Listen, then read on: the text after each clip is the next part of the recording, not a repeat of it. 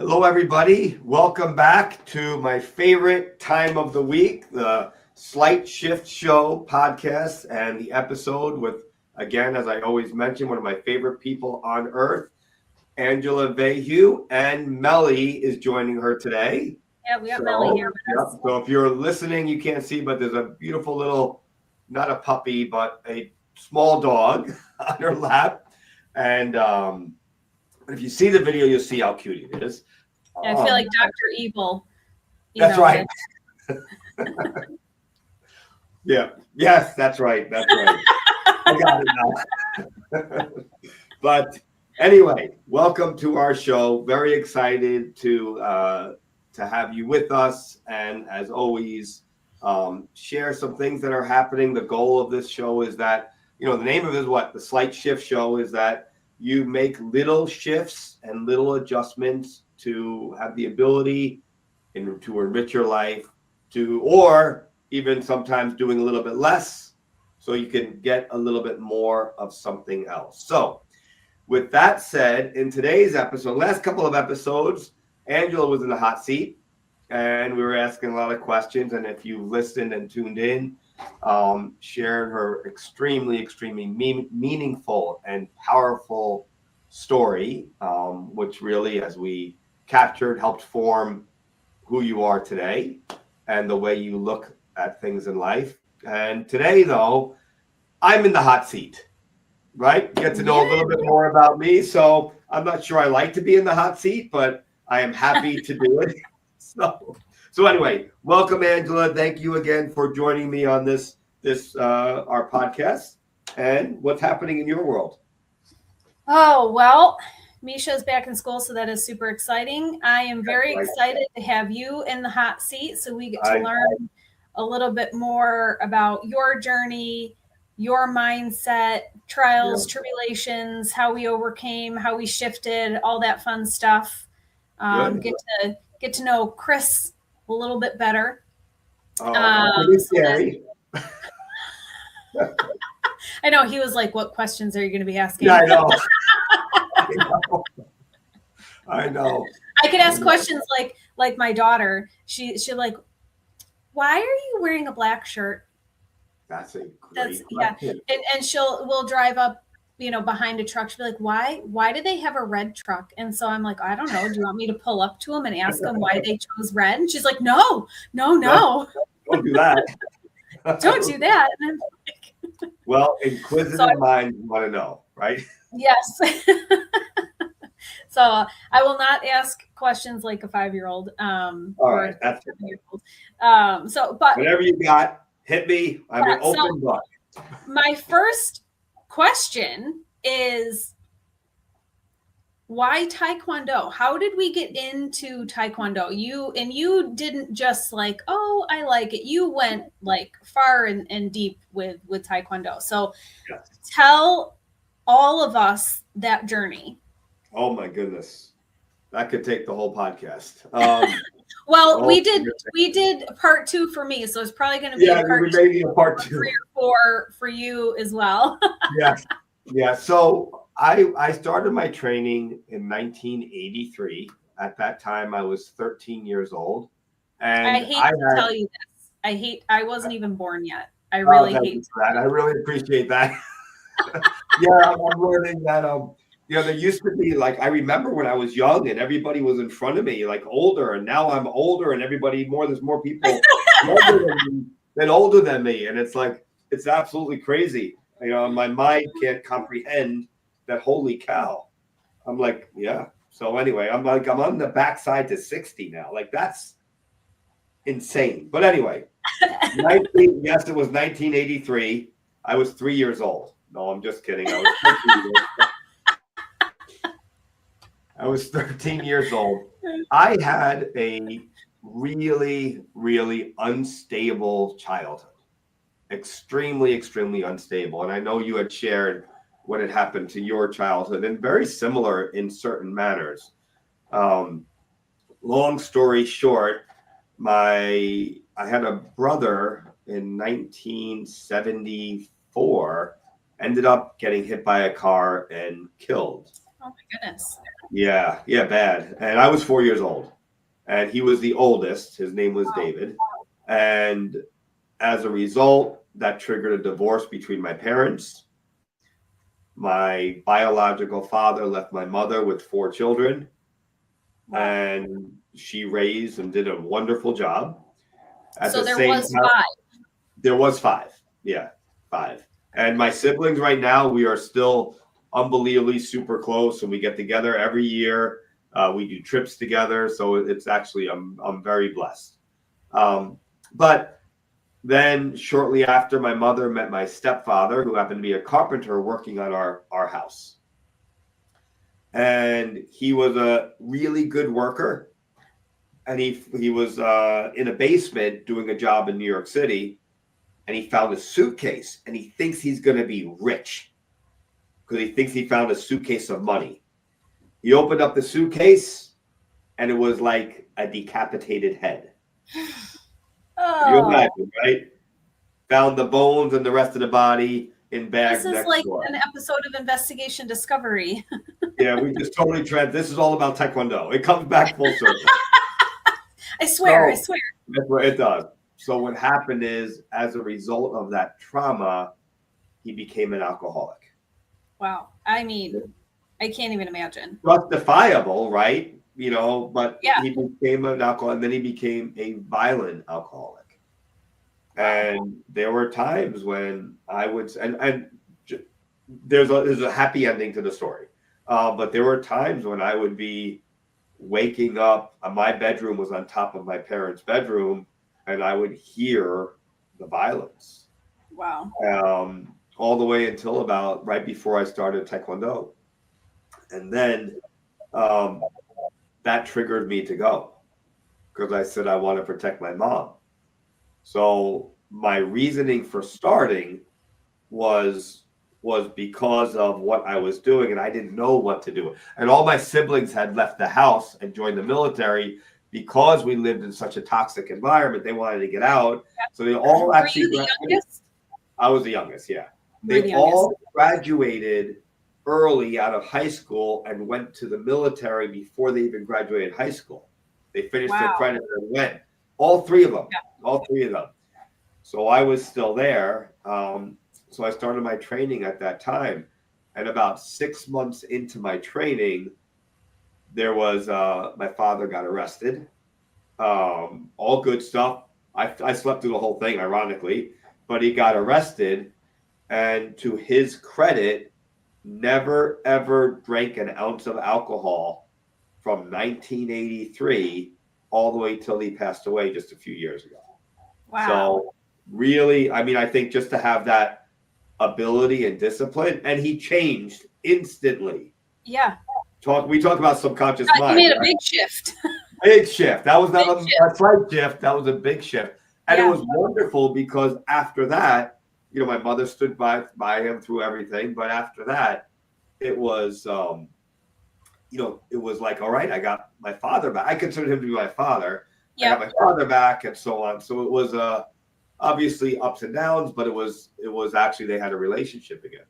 Wow. So my reasoning for starting was because of that. I wanted to protect my mother.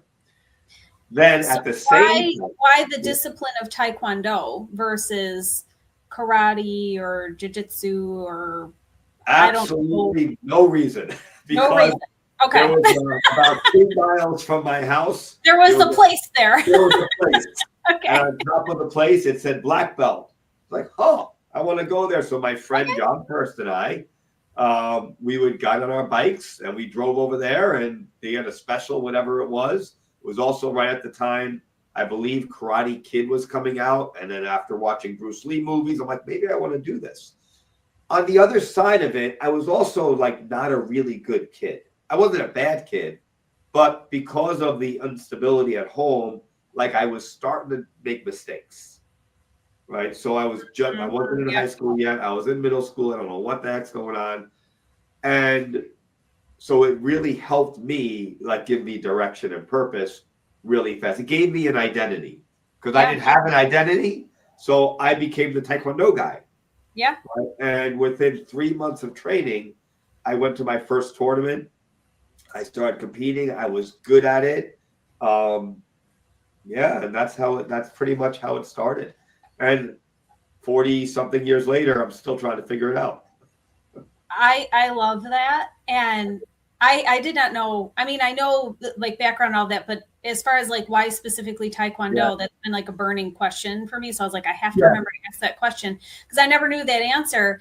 And so what just popped into my mind, I think I talked about this before, but chance favors the prepared mind. So you were prepared, you knew what you needed, and then boom, there it was. It was there. And it was the right discipline. Do you know what I mean? And like how that.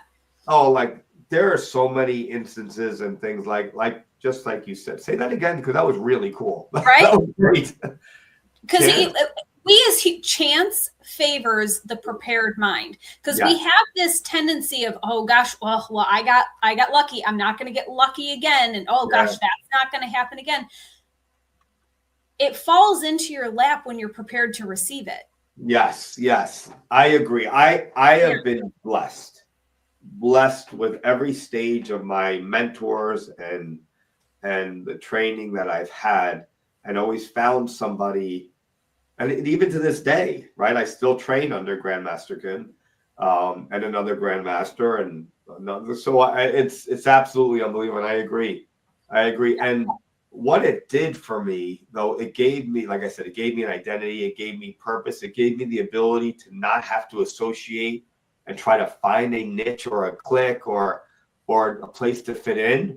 I was like, whoa, I was hyper focused on it. That was like theater for me. Yeah.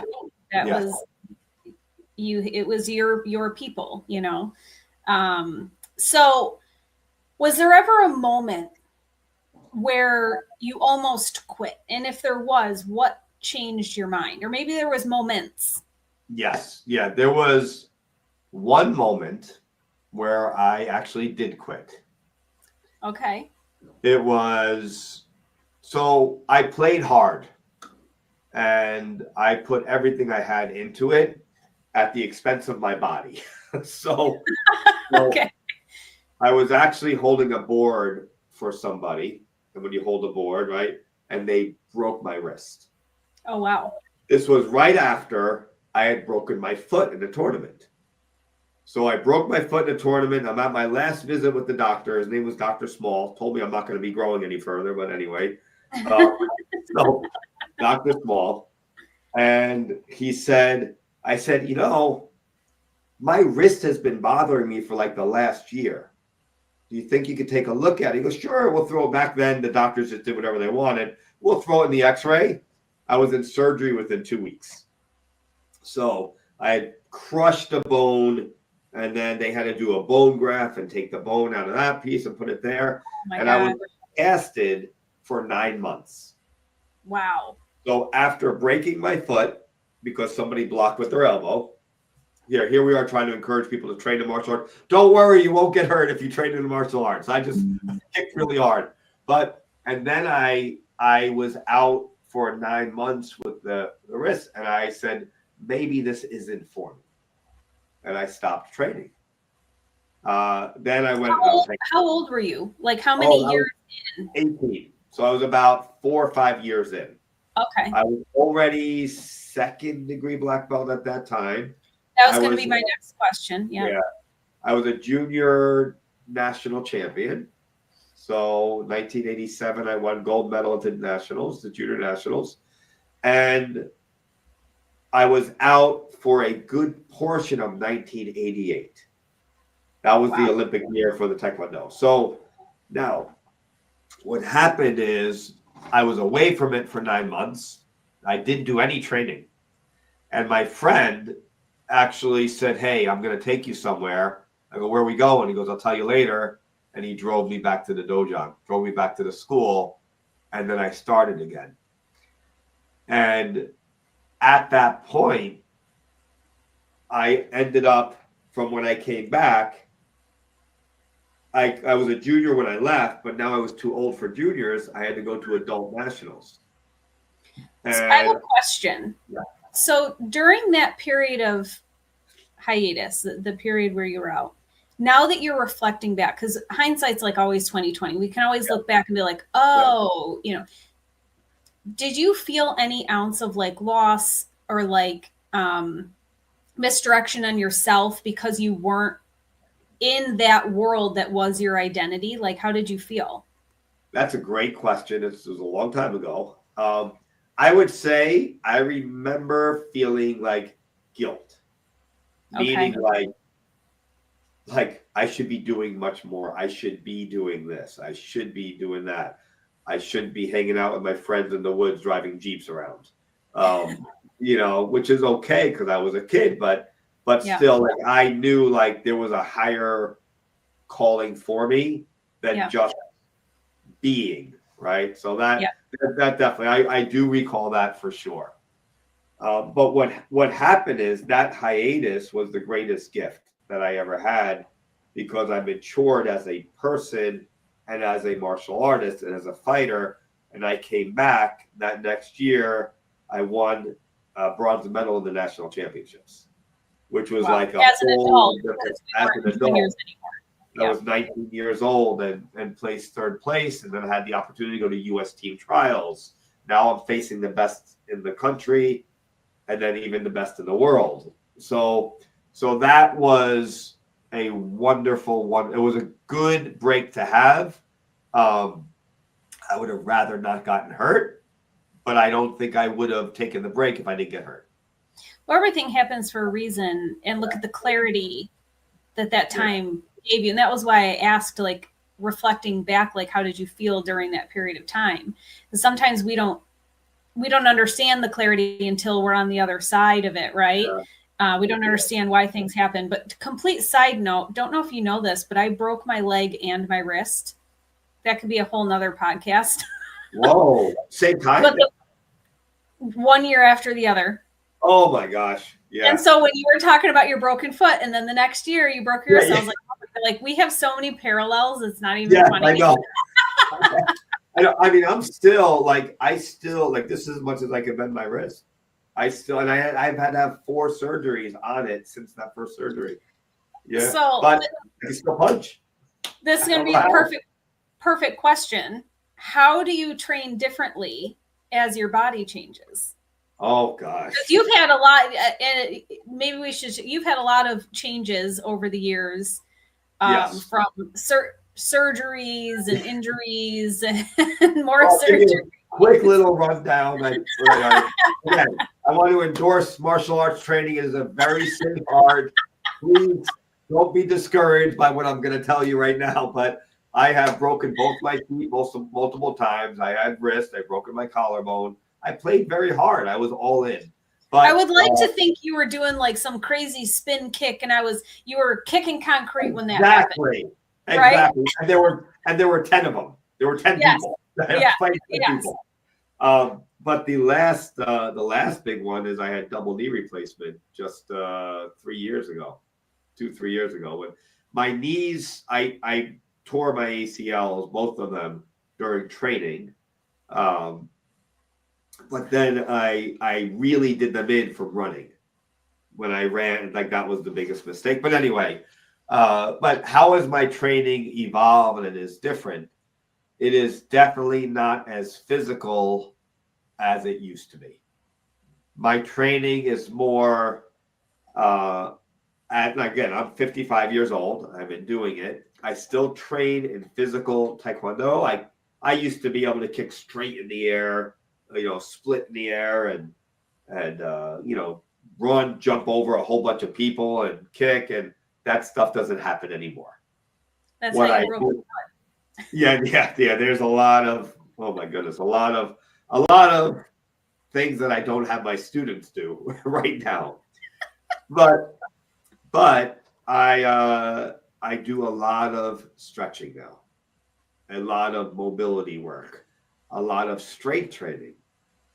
I don't kick as high as I used to. I don't kick as hard as I used to, but I still kick. I train, I think you said earlier, for mastery and understanding more of the intricate details of what I'm doing rather than just, let's see how strong I can kick. So I don't have a desire to break 10 boards with a kick or spar with this person.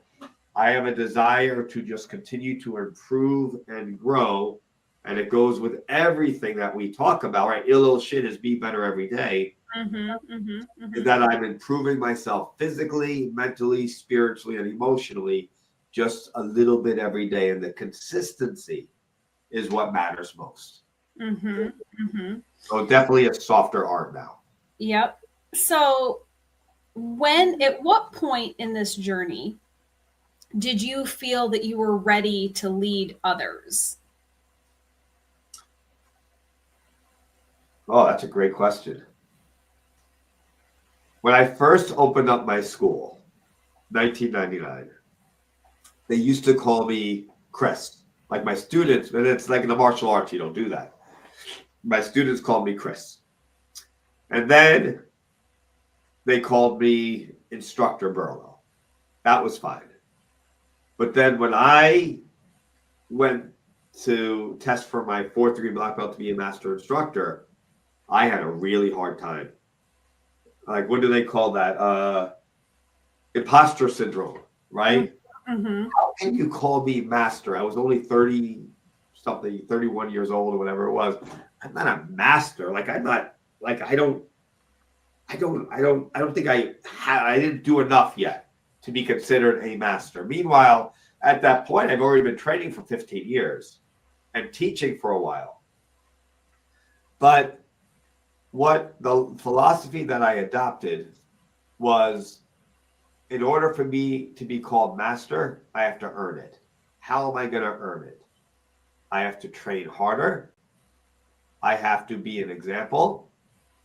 I have to eat healthy. I have to practice what I preach. Don't just tell them to do it, but actually walk the walk, not just talk the big talk. Yep. And I had to earn the right. So even to this day, and that philosophy has carried on with me, and it still carries on with me, and it carries on, I pass it down to my students as well, is that we, as professional martial artists, have to earn the right to wear our belt, to have our rank, to earn our title, even if it's difficult. We should do more, because if we didn't do more, then everybody would do it. And this is something pretty special. So the idea is that I got into my own head that I have to earn the right. And once I felt I was earning the right, then I felt okay leading others. So what do you feel separates a good instructor or leader from a great one?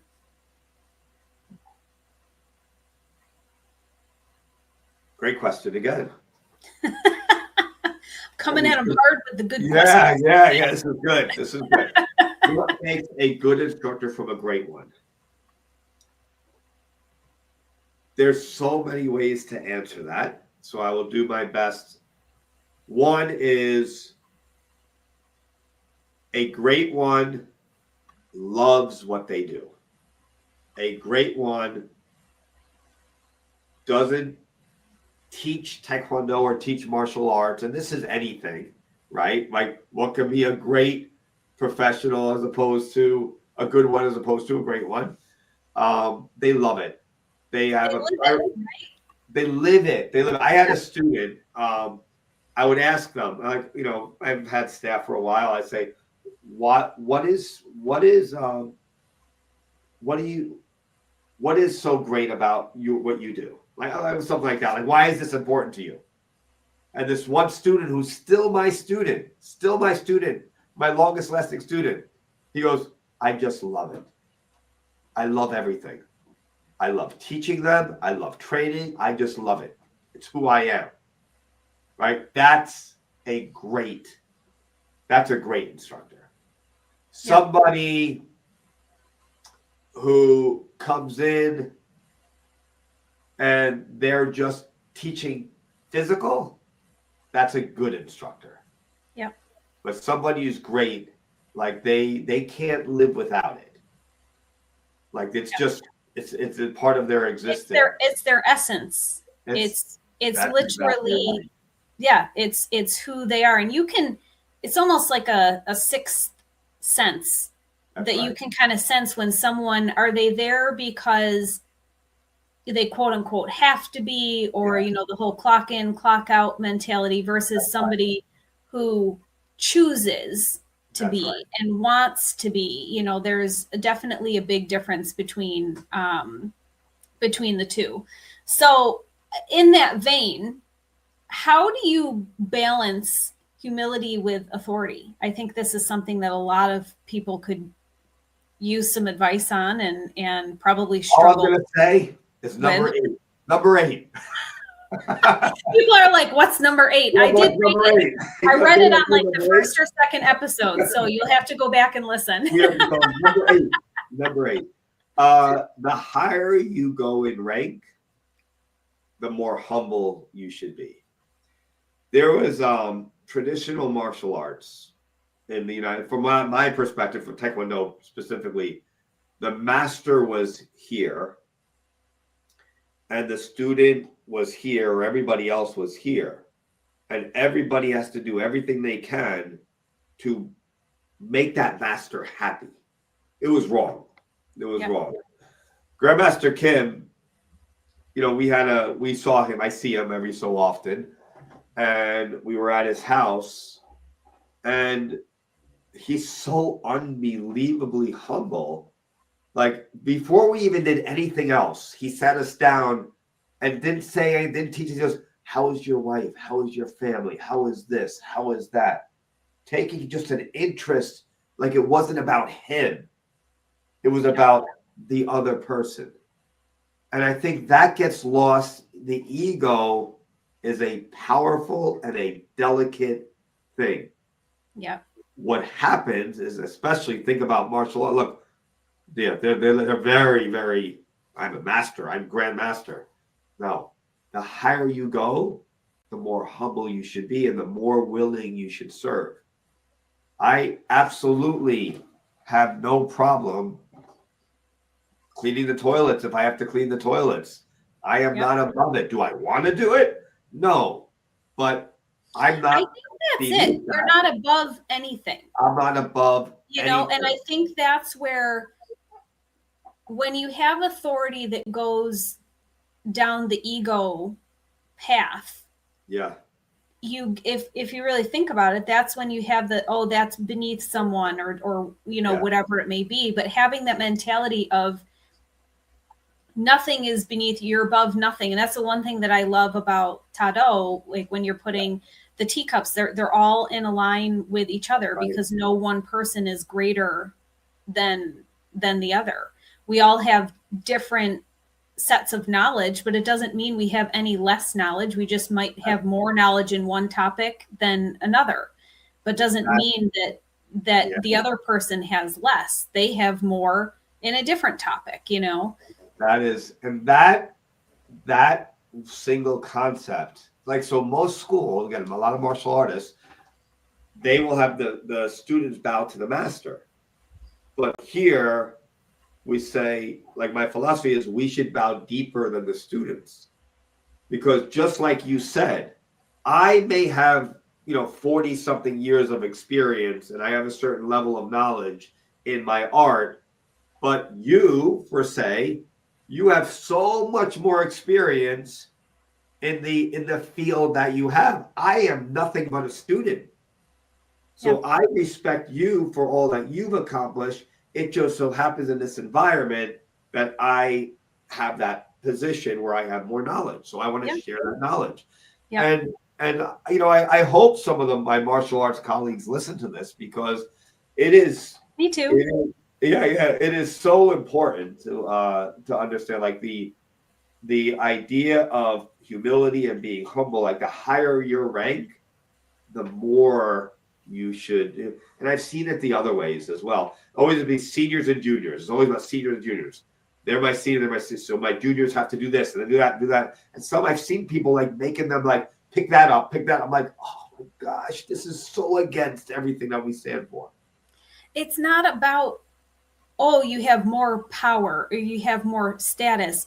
Okay, so I think you're a 7th degree black belt, right? 7th degree. You have more knowledge. Yes. If we could reframe, well, dang it, that takes away from my final shift. But I'll save the one that I wrote down. I'll save that one for a different day.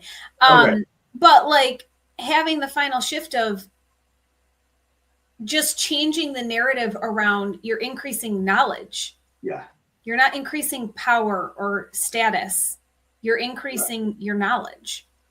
And the higher or the more experience you have, the only way to elevate yourself is by sharing it with somebody else.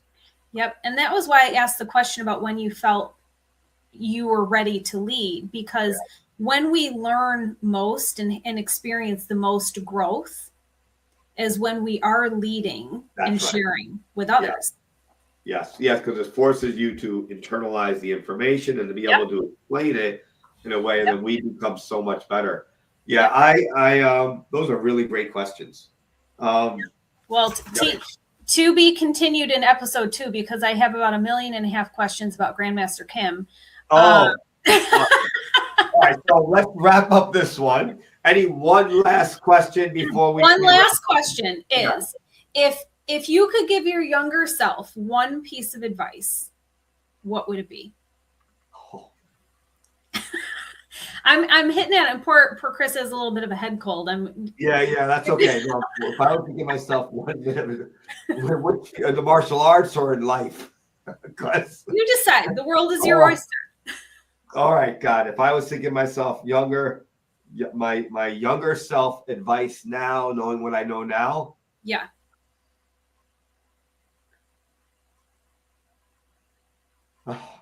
Oh my gosh. Maybe to be continued. Yeah, that's maybe. Think about it. All right, I'm going to say physically speaking. Don't kick 12 boards at a time or whatever. That's right. Respect the body. Train for longevity from the beginning. Don't train for the moment. I used to do stupid stuff. I would try to jump up. Haven't we all? Yeah, I know, but really stupid stuff. Like total bodily disregard. I didn't care about my. We could have a stupid. We should have an episode called a stupid stuff off. That's right. And we can go back and forth. Round for round, who right. Back and forth with who did, because I got some pretty stupid stuff. Oh my God, so stupid. Yeah, I'm still doing stupid stuff. I mean, like at the time we just recorded this episode again. It's no secret now, right? I'm 55 years old. I went to 2 weeks of snowboarding camp. I snowboarded 13 days straight. And my body is definitely saying, what the hell did you do to me? Are you kidding me? It's like, don't you know, like you're not like 20 years ago or something? But you're not 25, man. I'm not 25. Come on, give me a break. Work with me a little bit. But all right, everybody, that is this episode. You got to learn a little bit about my martial arts background. And thank you, Coach Angela, for those wonderful, hard, comprehending questions. My brain hurts, but I love it. And do you have a final takeaway that you want to? I do. Yeah. I've decided, because you know how I was saying, like Jerry Springer, like my final thought. So this is going to be my final shift. Okay, final shift. I love it. I should patent that, like Angela's final shift. We should put it in there. Yes. Yeah. Angela's final shift. So my final shift. Well, I have what I wrote down, but I really think that the final shift should be shifting from a place of status or power to increasing knowledge. I really, that just dawned on me, like, as you were telling all the stories, I was like, oh my gosh. Because we want to add that title or that designation, or we want to be senior or, president or whatever. Like, it's all about the title. But honestly, those are words. You should be seeking the knowledge. Yeah.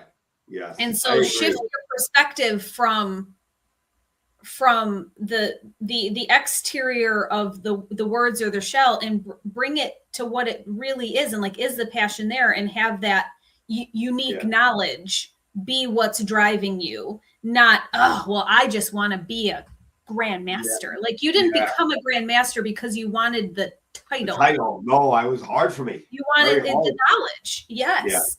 Yeah. So I think that's if everyone could make a conscious decision to like shift the power behind something like that, I think we would all be a lot happier.